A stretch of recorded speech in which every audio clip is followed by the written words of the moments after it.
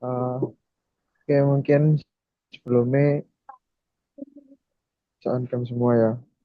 Jadi kita pada malam ini tuh buat diskusi untuk makalah yang putusan pengadilan. Jadi mungkin bisa di-share screen dulu.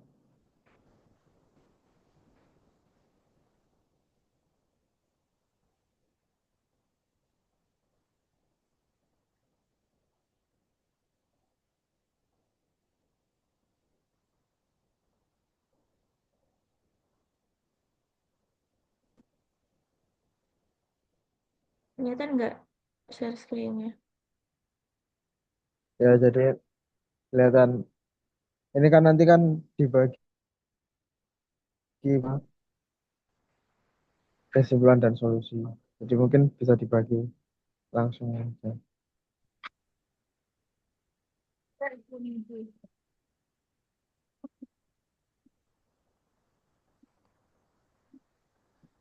Ini langsung dibagi ya berarti. Ya. Ya, bisa bisa. Mhm. Dahuluan gitu ya.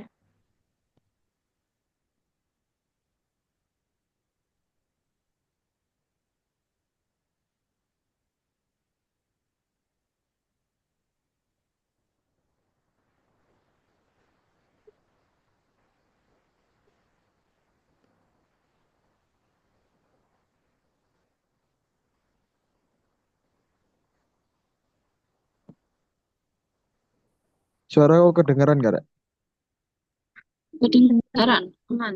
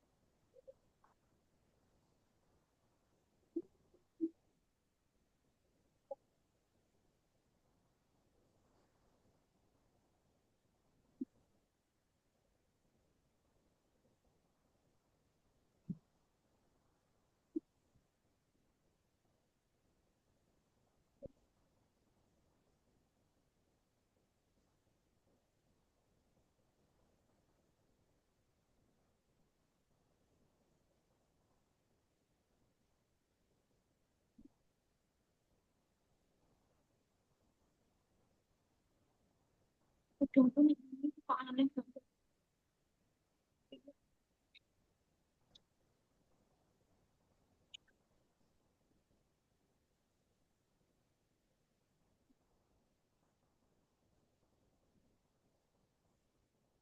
Ini langsung dibagi aja ke yang pendahuluan siapa, pembahasan, penutup gitu.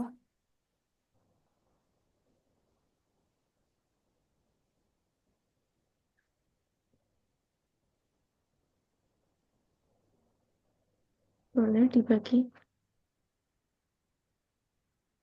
Penutup ini isinya kesimpulan sama solusi gitu. Kesimpulan sama Iya. solusi. Itu nanti dijadikan satu atau dibedakan sih, Bape? Dijadikan Satu bab satu aja. aja, jadikan satu Jadi aja sih.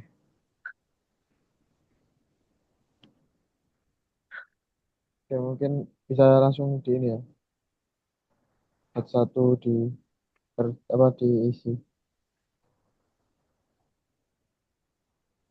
Satu aku wes. hmm.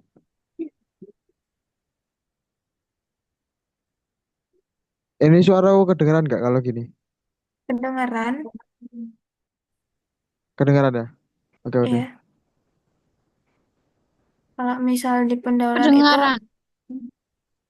di pendahuluan itu langsung kayak isu ini bla bla bla atau kayak butuh dikasih apa namanya kayak pengertian gitu-gitu nggak usah.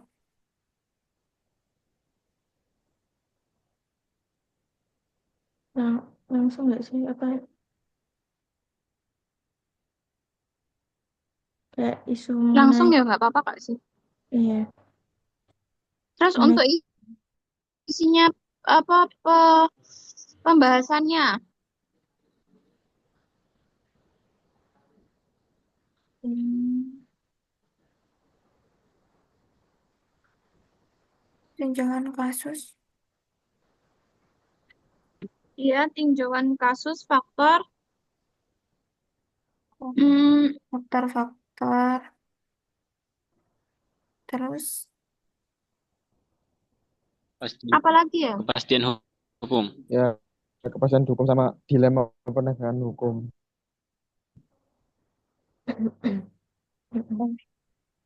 Itu nanti jadi poin diskusi utamanya aja. Terus nanti jangan lupa di highlight yang ini ya, yang kasus Akhiruddin Nasution itu, yang dana desa di Medan.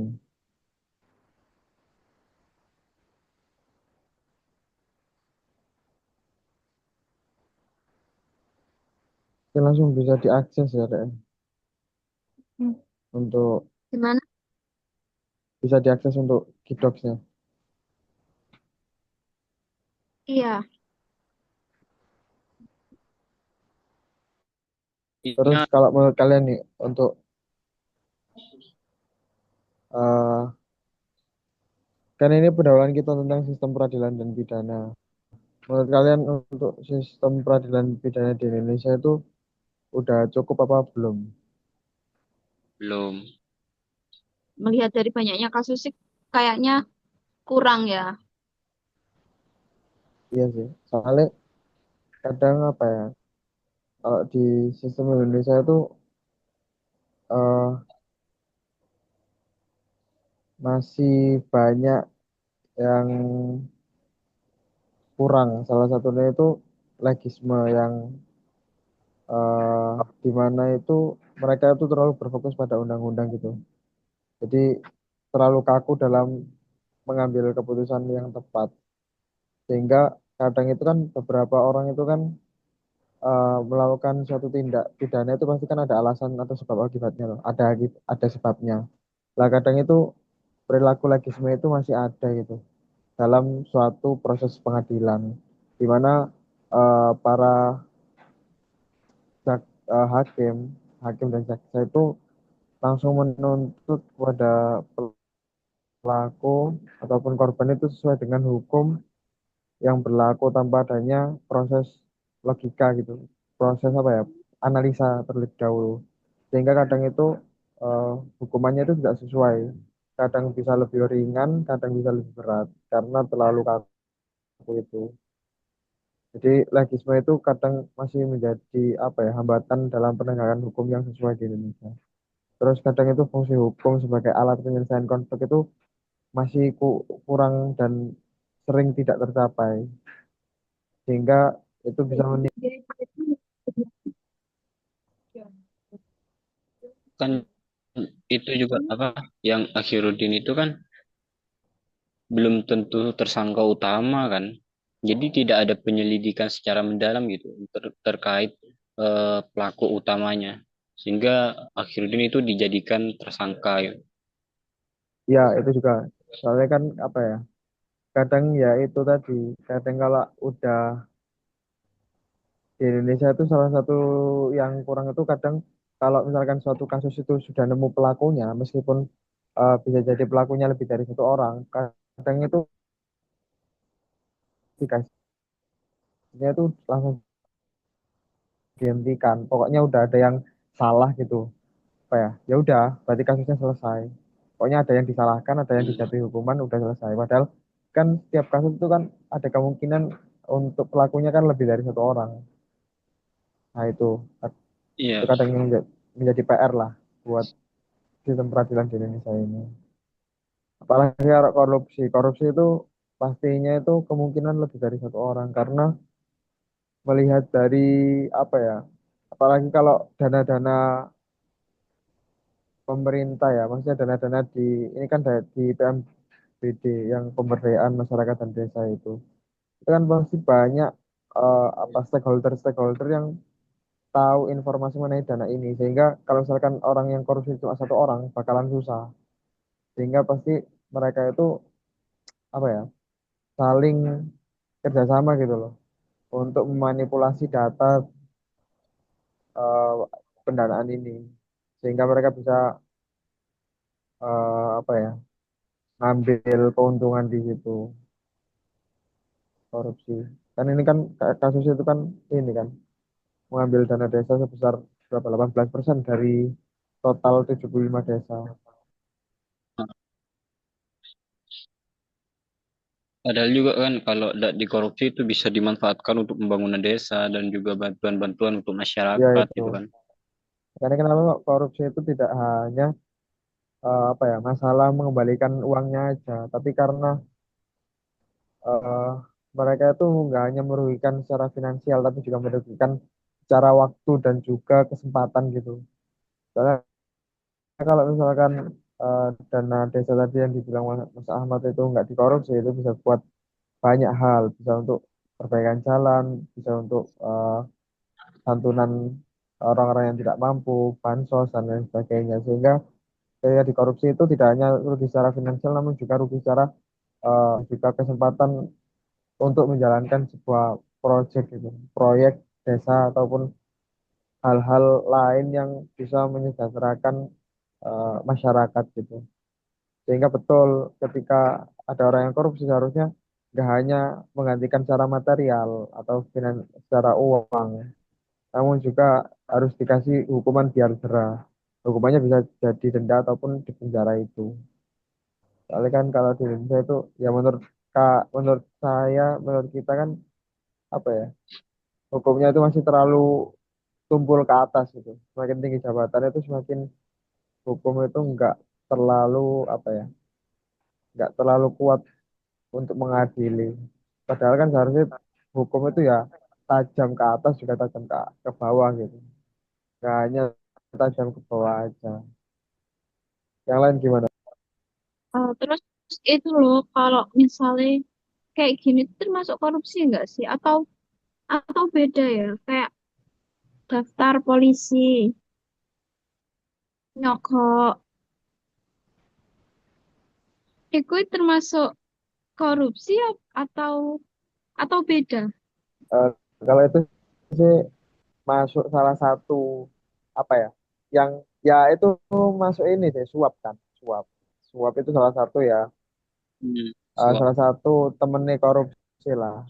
Jadi gini, kadang itu Ya. yang bikin orang korupsi itu bukan masalah ini miskin atau kayanya, tapi karena mentalnya. Kalau mentalnya udah mental koruptor, sekaya apapun dia pasti kalau ada kesempatan pasti korupsi. Dia pasti memanfaatkan kesempatan itu. Karena eh, yang paling penting penting itu mental. Mental itu ya apa ya? Ya bagaimana cara kita memandang dan bersikap pada suatu keadaan itu mental, mentalitinya itu.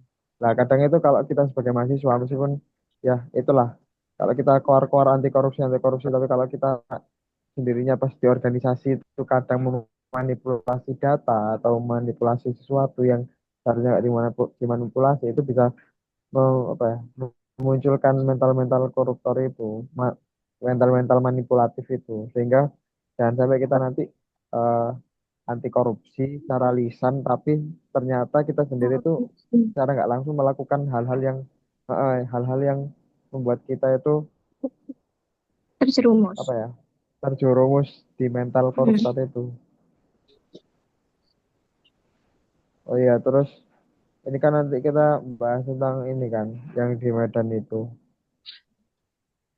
kan untuk apa ya kasus korupsi dana desa yang di Medan itu yang Pak Akhirudin Nasution itu kan dia kan ini kan tenaga honorer di Dinas Pemberdayaan Masyarakat dan Desa di Kota Padang Sidimpuan, di mana orangnya kan dinyatakan secara di pengadilan itu melakukan korupsi senilai 5,79 miliar, di mana itu adalah dana alokasi desa atau ADD dari Kota Padang Sidimpuan. Dengan modusnya itu katanya itu modusnya tentang perubahan mekanisme pencairan ADD melalui Peraturan Wali Kota Nomor 22 Tahun 2023 yang memungkinkan pemotongan dana sebesar 18% per desa oleh terdakwa bersama kepala dinas PMD status DPO. Jadi kalau di aku nih, aku nangkepnya itu dia itu modus korupsinya itu di mana untuk bantuan desa itu dipotong sebesar 18% untuk untuk nggak ada gitu kebijakan untuk memotong dana 18% per desa itu nggak ada. Jadi dia itu seolah-olah bilang bahwa mekanisme pencairan dana itu ada perubahan sesuai ini peraturan wali kota dan ada potongan sebesar sekian persen gitu. Sehingga sekian persen itu dia korupsi gitu, masuk ke eh, kantongnya dia. Terus karena akhirnya kan vonisnya itu kan 5 tahun penjara dan denda 200 juta. Dan juga subsidiar 3 bulan kurungan oleh pengadilan tipikor Medan. Jadi menurutku sih ini kalau di samping emang Pak Akhirudin ini benar atau salah melakukan, mesti benar-benar melakukan itu ataukah itu apa ya? Ada pelaku lain yang belum tertangkap. Itu menurutku Ringan. vonisnya ini ringan ya. Dari tuntutan JPU yang 6 tahun penjara dengan denda 200 juta dan subsidiar 6 bulan itu. Kalau yang lain gimana? Itu kan menurutku ya, kalau aku baca-baca itu kan sistem awalnya itu dari wali kota ke camat ya. Alokasi pendanaannya, pendanaan desa itu. Terus setelah apa ya, pengalihan sistem itu dari wali PMD, pemberdayaan masyarakat pemberdayaan masyarakat dan desa. Desa ya. Jadi kayak Terus Misi pembahasan ya. eh, menurutku juga itu apa? eh, Akhirudin kan pegawai biasa ya, dan juga tidak memiliki wewenang lah dalam pengelolaan dananya itu. Kok bisa dijadikan tersangka itu? Dan juga kata istrinya itu kan dia Akhirudin ini memiliki gaji 1 juta ya. Dan juga istrinya juga bilang kalau dia tidak memiliki cukup dana untuk menyewa pengacara gitu. Jadi kalah sih, kalah buat. ah, itu juga apa ya?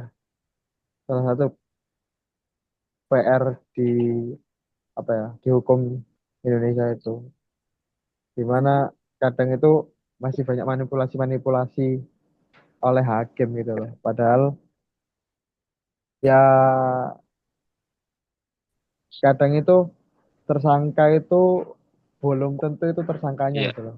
Kadang itu orang yang emang dibayar gitu, entah itu dibayar terus ada manipulasi lain ataupun itu emang tersangka, tapi dia itu sebenarnya cuma eh, bukan tersangka utama gitu. Oh, oh iya. Namun ini juga kita nggak bisa memastikan ya, karena kan kita di luar ranah kita untuk eh, memutuskan hal tersebut itu orangnya benar-benar korupsi apa enggak.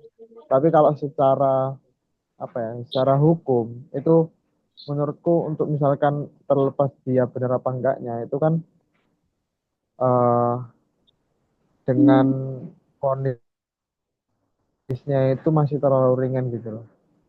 Iya. Tapi misalkan emang keputusannya itu sesuai, maksudnya keputusannya itu eh, dia ini benar-benar salah, ya udah berarti itu emang terlalu ringan vonisnya. Tapi misalkan dia ternyata itu kayak cuma tersangka kesekian dari tersangka utamanya, berarti harusnya rekomendasi kita sebagai apa ya pengamat dan bukan pengamat ya, sebagai mahasiswa itu berarti seharusnya untuk pengadilan itu bisa melakukan investigasi lebih lanjut mengenai kasus ini gitu.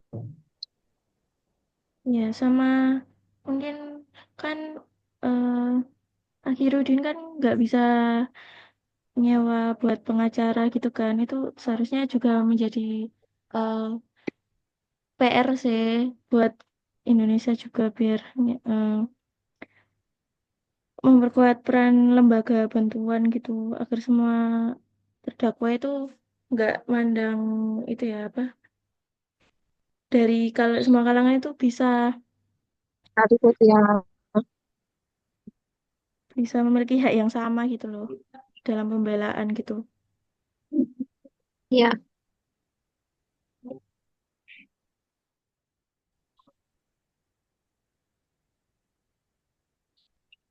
Ya sih.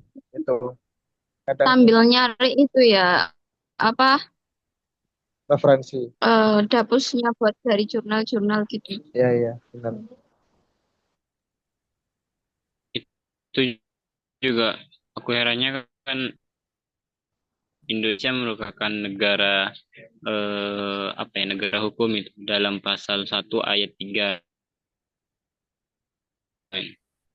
negara yang kedua masyarakat itu adalah hukum. Kok bisa gitu ya hukumnya kayak gitu. Iya sih.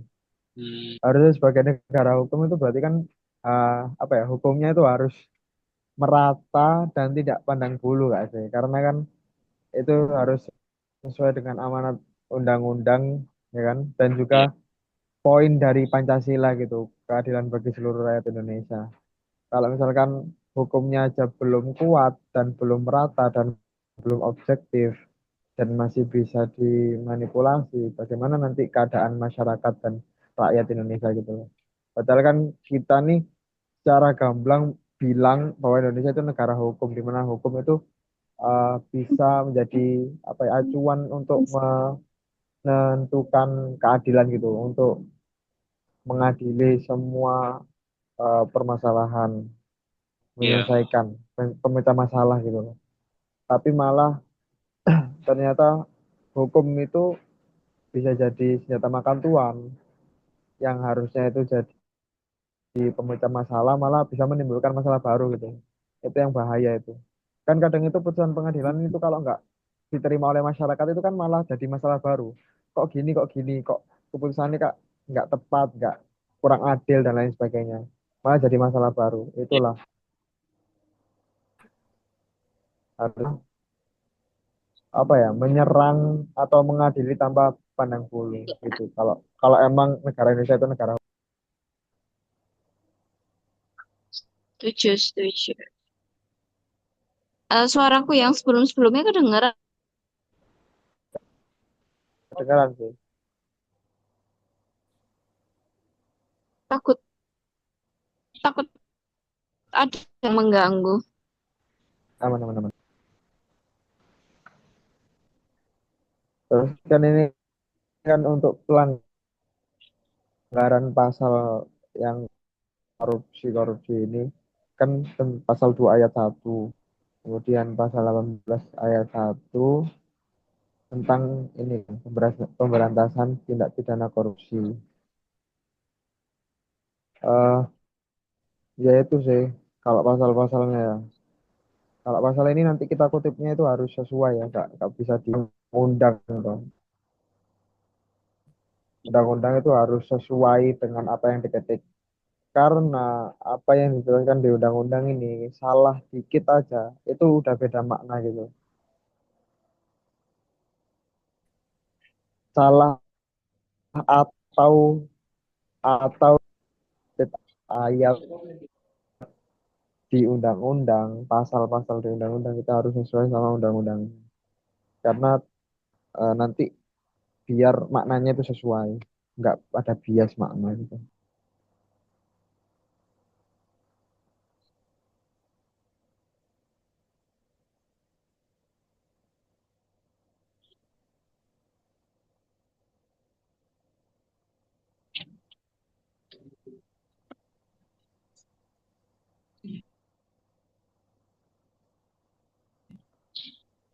menurut kalian gimana ini kan kasus Akhirudin ya itu untuk solusinya bagaimana sih. Mungkin yang lain ada yang berpendapat. Untuk solusinya. Mungkin itu ya lebih apa ngelatih lagi dalam pengawasannya Mahkamah Agung sama konstitusinya. Terus apa lagi ya?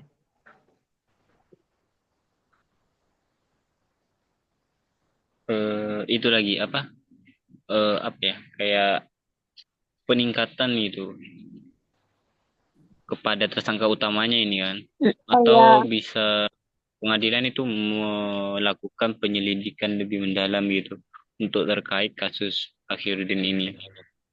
Kan itu ada ini, aku yang baca itu namanya Ismail itu, yang merupakan ketua dari PMD.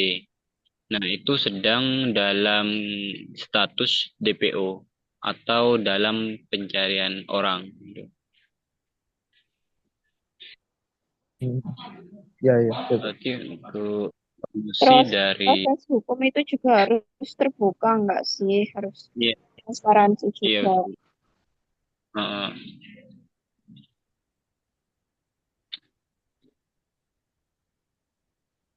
Iya sih, kayak apa ya? Kalau apa? Lanjut ya, lanjut. Kalau misal yang Akhirudin itu benar jadi tersangka, jadi 5 tahun itu belum cukup menurutku sih. Bisa ditingkatkan lagi kan, ada itu kasus yang korupsi 500 juta. Tapi hukumannya itu sekitar 3 atau 4 tahun lah. Sedangkan ini kan 5 miliar ya. Dan juga sebelumnya lagi itu. Apa eh,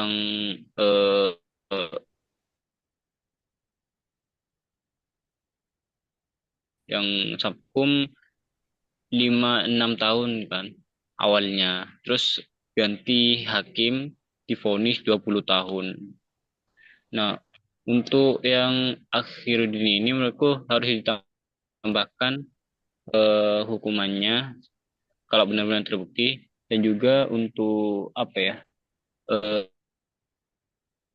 eh, baik 200 juta itu masih kurang sih menurutku sih. Kita 1 miliar lah gitu. Atau kalau tambah penjara itu sekitar 6 bulan gitu. Bukan.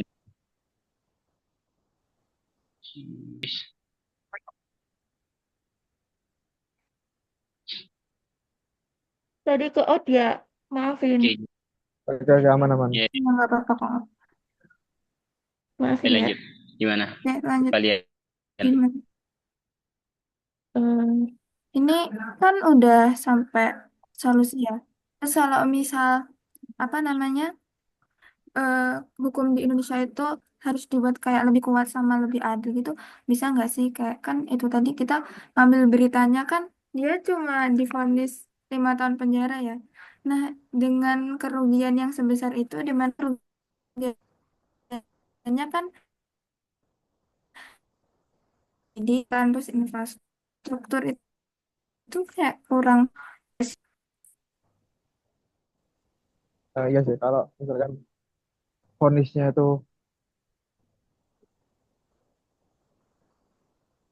lalu yang lain, Halo? denger denger, kedengeran kedengeran.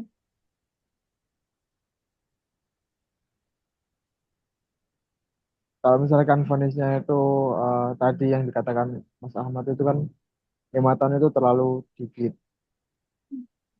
dan denda 200 juta itu juga terlalu dikit, karena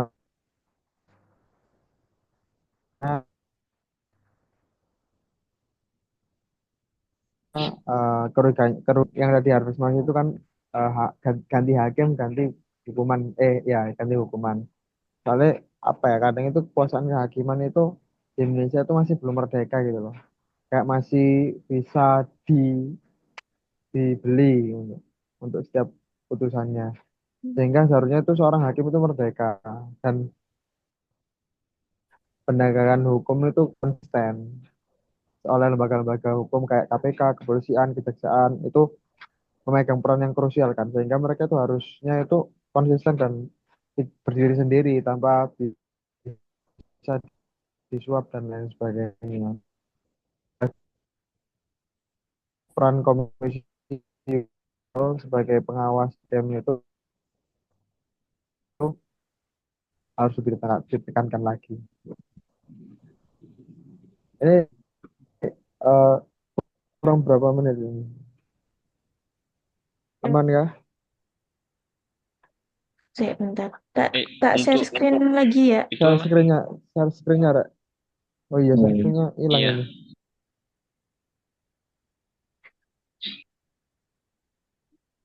Udah kelihatan. loadingnya. Udah. Eh, Ini sambil belum. di Masih loading. link.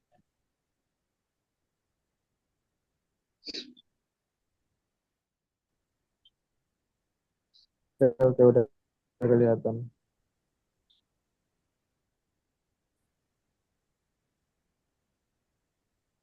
Ya itu sih kalau kataku.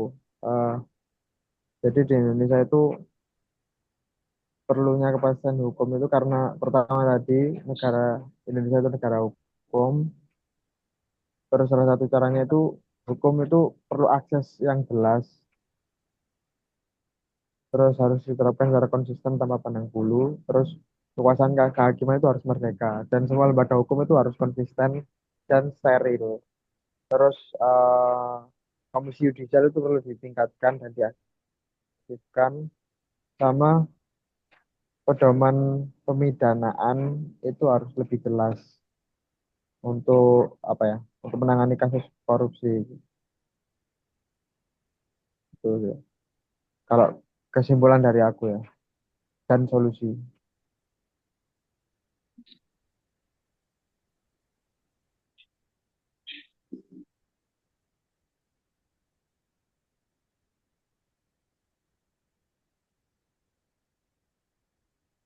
ini udah selesai semua ya. Ya, so, bagian kesimpulan juga solusi juga udah. Udah Iya, berarti tinggal masukin Tapi ini daftar pustaka ini, aja nggak sih? Iya. iya, ini penutupnya kan jadiin satu, nggak, maksudnya nggak bisa kayak 3.1 gitu, nggak Nggak apa-apa ya kan? dan aman-aman. apa mungkin. Ya jadi satu aja.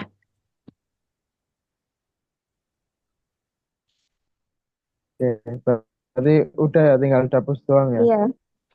Saya tinggal dapur. Oke, itu mungkin bisa diakhiri